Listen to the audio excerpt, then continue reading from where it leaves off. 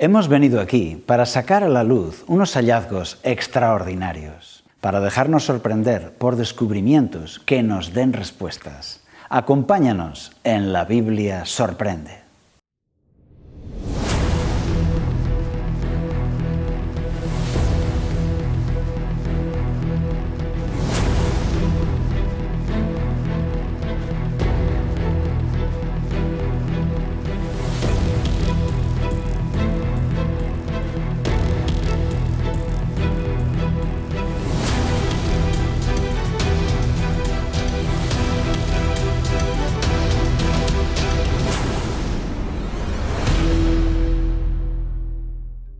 En el programa de hoy veremos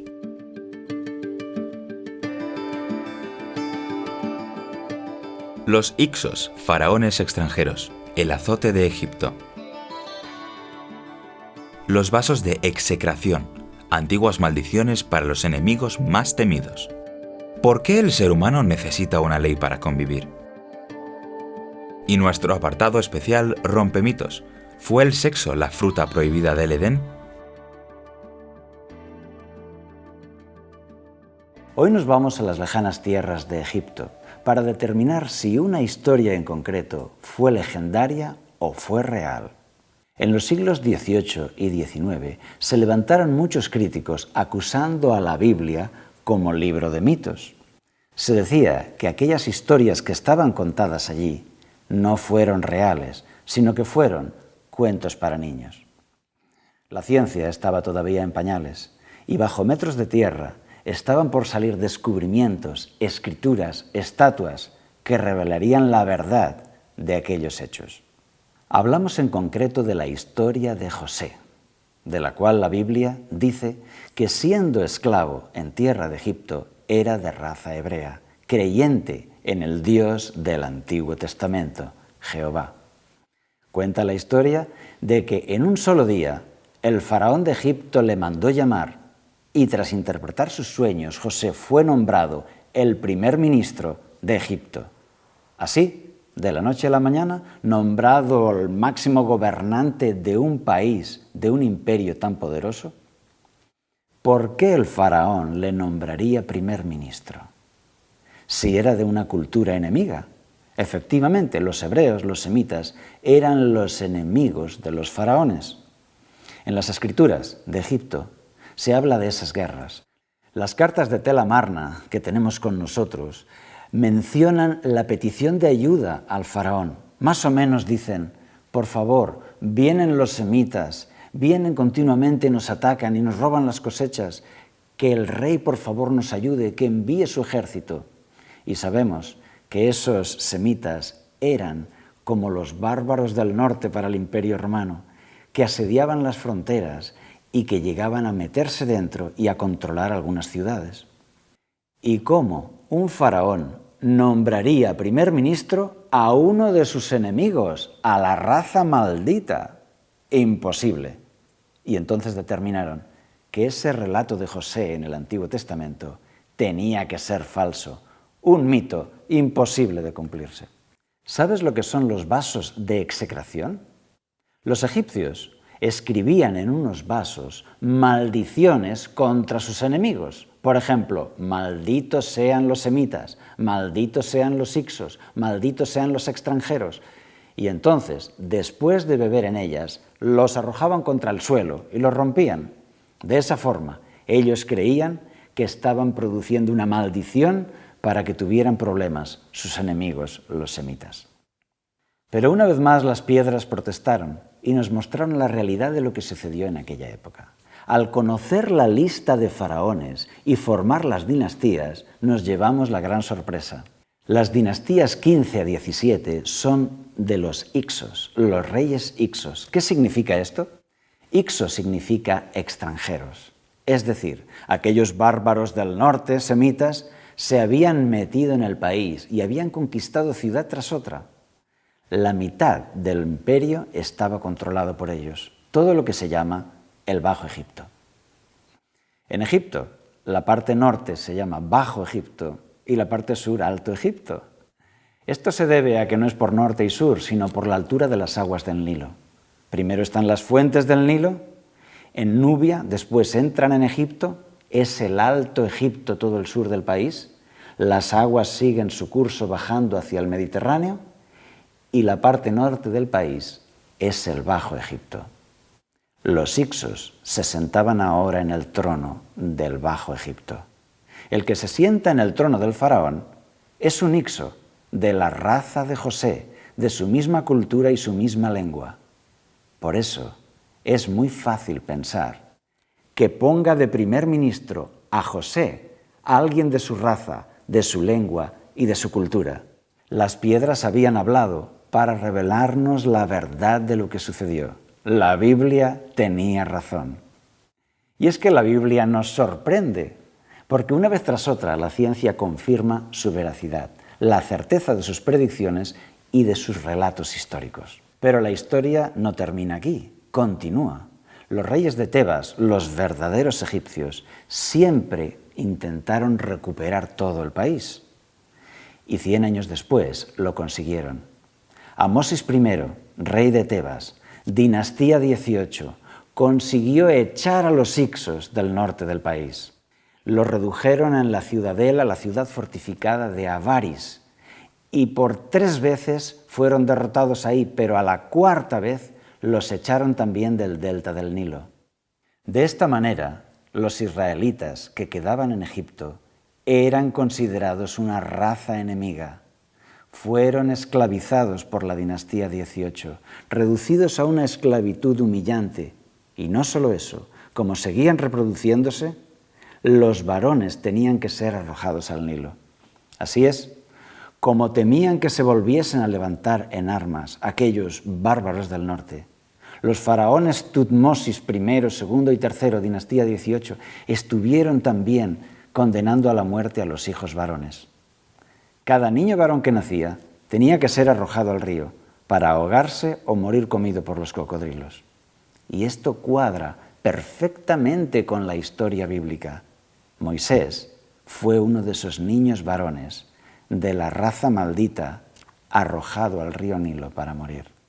Y así la Biblia nos sorprende de nuevo con la veracidad en la historia de José y también en la de Moisés. Los reyes Hicsos habían invitado a la familia de José: venid, sois de nuestra raza, eso es lo que queremos los Hicsos, colonos de nuestra cultura, que vengan a colonizar este imperio de los egipcios. Y les dio la tierra de Gosén, la mejor tierra fértil de pastos en el delta del Nilo. Todas estas evidencias nos hablan al hombre moderno de hoy para decirnos: la Biblia sorprende, la Biblia es digna de crédito. Los relatos contados en ella fueron auténticos y siguen siendo una enseñanza profunda para la vida tuya y mía. ¿Tienes preguntas? Acompáñanos en el siguiente bloque.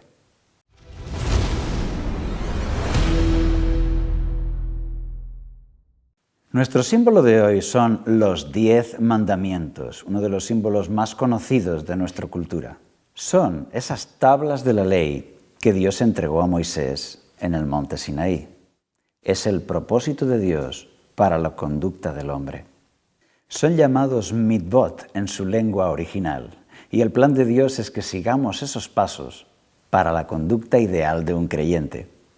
José fue fiel a esos mandamientos, ya que en la historia de José vemos que él no cedió al adulterio y no cedió a la mentira. Y tú dirás: pero bueno, si los mandamientos fueron dados en tiempo de Moisés, ¿cómo es que José siglos antes los estaba cumpliendo? La Biblia dice que aún Abraham era fiel a las leyes de Dios. Y luego José, y así todos los grandes hombres de Dios. Porque los 10 mandamientos, aunque se dieron en piedra en tiempo de Moisés, eran bien conocidos por los creyentes de todas las épocas. Así es, según la historia bíblica, a José, su dueña, la esposa de su jefe, le propone relaciones sexuales y él paga un alto precio por negarse a ello, por actuar conforme a su conciencia y las leyes de su Dios. Termina en la cárcel, un esclavo encerrado en la cárcel, pero al final es vindicado. Y es un ejemplo para ti y para mí.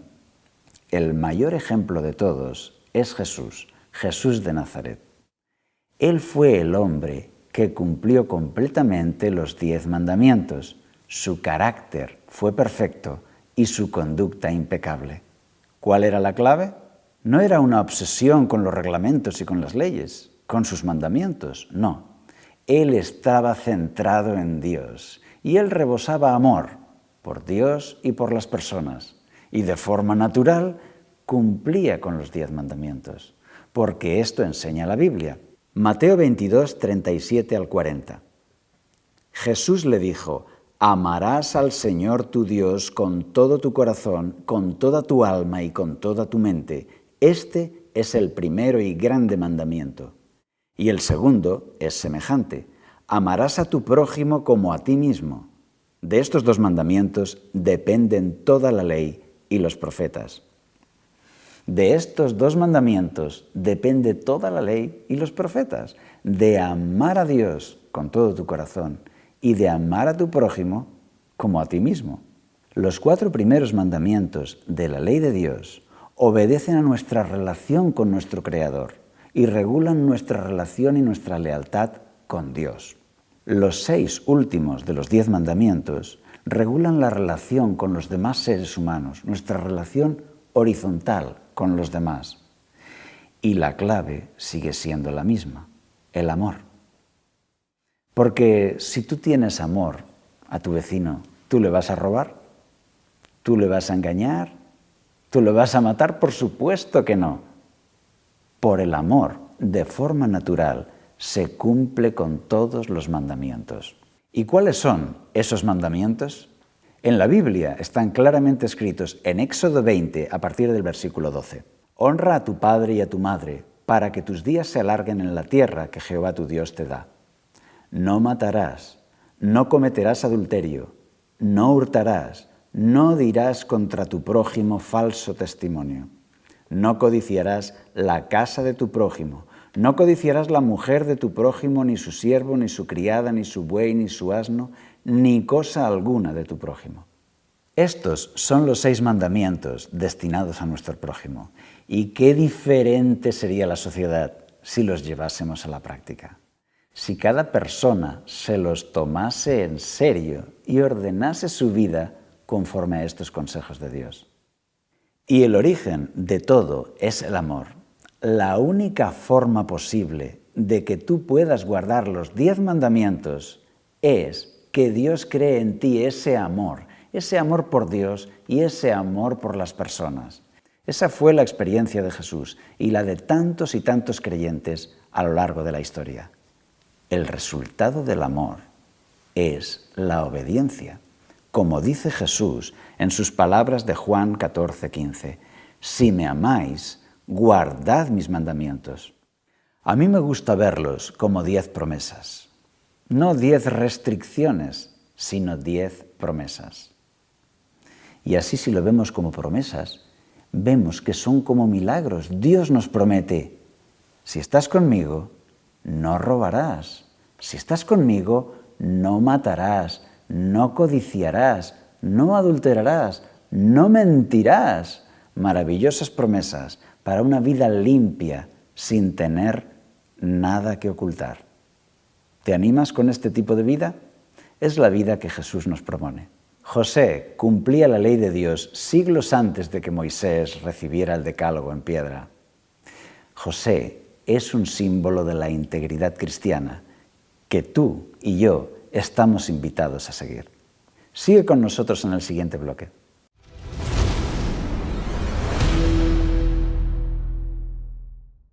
Y de nuevo con vosotros en este espacio llamado Rompemitos, donde estamos poniendo a prueba los mitos populares de nuestro tiempo. Y en el día de hoy el mito elegido es el sexo fruta prohibida. ¿Fue el sexo la fruta prohibida en el Edén lo que hizo caer al ser humano en el pecado?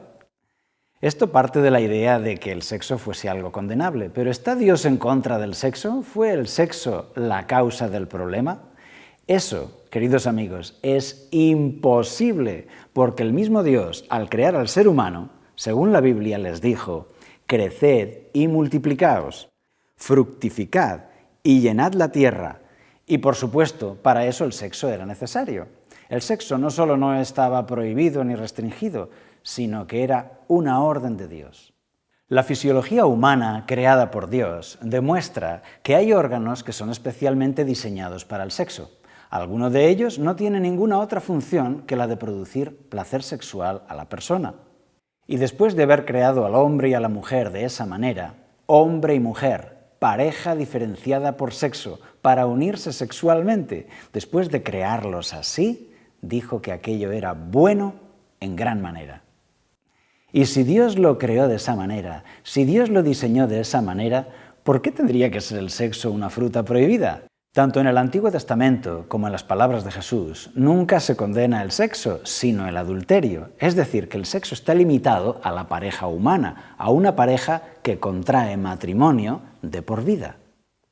Y Dios podría haber hecho al ser humano hermafrodita o multiplicándose por bipartición como las amebas o de alguna otra forma así. Sin embargo, Él decidió utilizar la sexualidad humana y los creó hombre y mujer. Y así la Biblia nos anima a disfrutar libremente de la sexualidad con nuestra pareja. Como dice Proverbios 5, 18 y 19. Sea bendito tu manantial y alégrate con la mujer de tu juventud. Cierva amada, graciosa Gacela, que sus caricias te satisfagan en todo tiempo y recréate siempre en su amor. También el libro del Cantar de los Cantares es un auténtico símbolo de un canto al amor romántico y sexual, del hombre y la mujer, del amor en pareja. Pero el pensamiento platónico entró también en la escolástica, en la Iglesia de los primeros siglos, de manera que el pensamiento platónico decía que el alma era algo puro, pero el cuerpo era algo negativo, algo que había que evitar y rechazar. Por eso, los clérigos medievales tomaron la decisión de que el cuerpo era algo a evitar y los placeres carnales algo negativo. Por eso el sexo fue algo cada vez más y más señalado, restringido, visto como negativo, satanizado. Incluso se animó a que los sacerdotes no tomasen pareja para no contaminarse con esos placeres carnales. Y al final se llegó a la última conclusión, que algunos pensaron que entonces sería el sexo aquella fruta prohibida que hizo caer al hombre en el Edén. Pero entonces, ¿cuál fue la fruta prohibida? Vamos a verlo en Génesis capítulo 3, versículo 6. Y al ver la mujer que el árbol era bueno para comer, agradable a los ojos y deseable para alcanzar la sabiduría, tomó de su fruto y comió, y dio también a su marido, el cual comió al igual que ella. Según el texto bíblico, ese fruto era deseable para adquirir conocimiento. No sabemos cuál era esa fruta, pero sí sabemos las consecuencias que trajo y podemos aprender una gran lección de ello. Eva decidió desconfiar de las palabras de Dios para confiar en la serpiente. Y eso es algo que nos puede suceder a ti y a mí. Ese árbol del conocimiento del bien y del mal está todavía accesible a ti y a mí. Y es un símbolo de las decisiones que hacemos cada día. Si tú confías en Dios, comerás del árbol de la vida y tendrás comunión con Cristo. Pero si tú quieres confiar en ti mismo, quieres tomar del árbol del conocimiento del bien y del mal, como diciendo, no, yo ya sé lo que es el bien y el mal. Tomaré mis propias decisiones, mi opinión, mi criterio será mi Dios. Todo eso simboliza esa fruta. La fruta en la cual el ser humano decidió desconfiar de lo que había dicho Dios para confiar en su propio criterio o en las palabras de la serpiente, que es peor. Así también, tú y yo, tenemos en la Biblia las palabras de Dios. Podemos confiar en ellas o podemos confiar en nuestro propio criterio y así elegimos esa fruta del conocimiento del bien y del mal. De manera que Dios no hizo a los hombres autómatas, que tenían que adorarle a la fuerza como máquinas programadas para ello. Había una puerta a la desobediencia, había una opción a tomar otro camino. Y esa puerta era el árbol del conocimiento del bien y del mal. Ahí estaba esa opción. Si el ser humano quería, podía desobedecer. Y esta es la situación en la que nos encontramos tú y yo. Cada día tú y yo tenemos frente a nosotros esos dos árboles, el árbol de la vida y el árbol de la ciencia del bien y del mal. En el árbol de la vida está representado Jesucristo para comer de él y recibir vida eterna. En el árbol del conocimiento del bien y del mal está representada nuestra propia opinión, nuestro propio criterio que prevalece decidiendo lo que es bueno y lo que es malo. Juan 6:51 dice: Yo soy el pan vivo que descendió del cielo. Si alguien come de este pan, vivirá para siempre, y el pan que yo daré es mi carne, la cual yo daré por la vida del mundo. Dice Jesús: yo soy el pan vivo, y el que come de este pan vivirá para siempre. Él es para nosotros ese árbol de la vida. Por lo tanto, desde este programa te aconsejamos, no comas del árbol de la ciencia del bien y del mal, sino que comas del árbol de la vida, porque el que come de él vive para siempre. Por lo tanto, el sexo no fue la fruta prohibida del Edén. Al contrario, la fruta prohibida del Edén encerraba una enseñanza mucho más profunda que todo eso. Y desde aquí, el mito del sexo fruta prohibida lo declaramos roto. Y te emplazamos al próximo programa de La Biblia Sorprende. Hasta entonces.